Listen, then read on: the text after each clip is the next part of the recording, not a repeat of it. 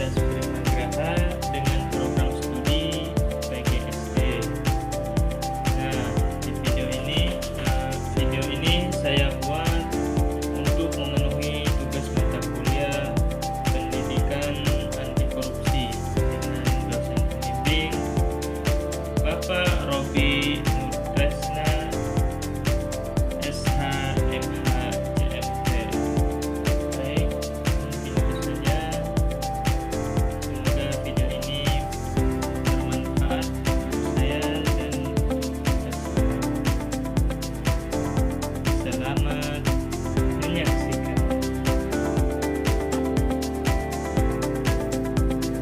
Baik, di video kali ini kita akan membahas tentang investigasi anti korupsi. Nah, sebelum ke pembahasan itu, apa sih korupsi? Korupsi adalah salah satu masalah serius yang masih dihadapi oleh banyak negara, termasuk Indonesia. Korupsi terjadi ketika seseorang yang memiliki jabatan atau kekuasaan menyalahgunakan wewenangnya untuk keuntungan pribadi atau kelompok, sehingga merugikan negara dan masyarakat. Untuk melawan kejahatan ini diperlukan upaya yang kuat, salah satunya investigasi anti korupsi. Nah, apa sih investigasi anti korupsi? Investigasi anti korupsi adalah sebuah proses penyelidikan yang dilakukan untuk mengungkap tindakan korupsi secara menyeluruh. Tujuan utama dari investigasi ini adalah menemukan fakta yang sebenarnya, mengumpulkan bukti yang sah, dan membawa pelaku korupsi ke hadapan hukum. Tanpa investigasi yang baik, kasus korupsi sulit dibuktikan dan pelaku bisa lolos dari tanggung jawab.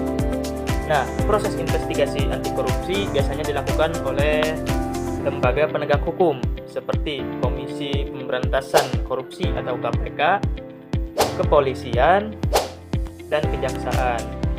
Nah, mereka bekerja berdasarkan hukum dan peraturan yang berlaku. Dalam melakukan investigasi, aparat tidak boleh bertindak sembarangan, melainkan harus mengedepankan kejujuran, profesionalisme, dan transparansi.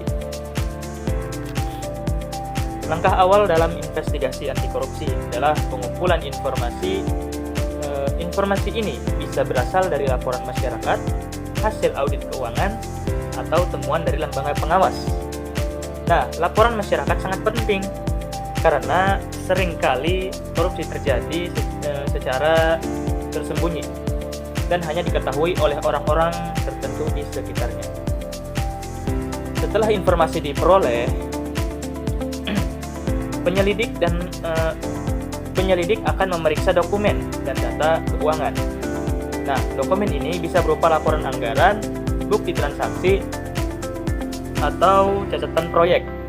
Nah, dari sini penyelidik berusaha menemukan kejanggalan seperti pengeluaran yang tidak sesuai, anggaran yang membengkak, atau dana yang tidak dipertanggungjawabkan.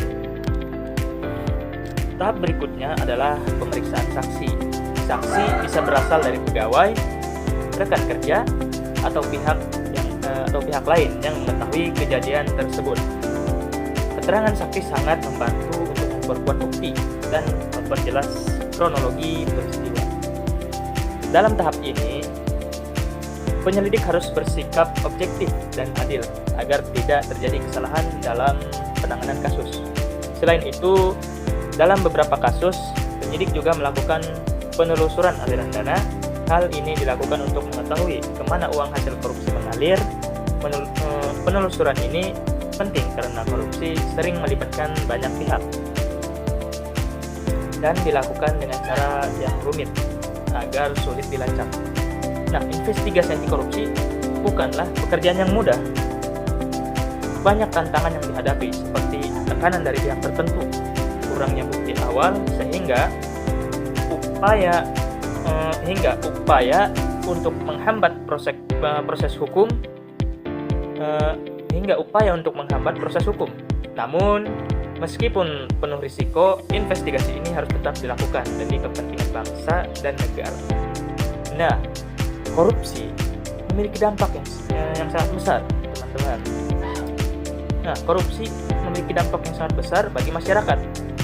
Uang negara yang dikorupsi seharusnya digunakan untuk pendidikan, kesehatan, dan pembangunan infrastruktur, dan juga kesejahteraan rakyat. Ketika uang tersebut disalahgunakan, masyarakatlah yang paling dirugikan. Oleh karena itu, investigasi anti korupsi berperan penting dalam melindungi hak-hak masyarakat.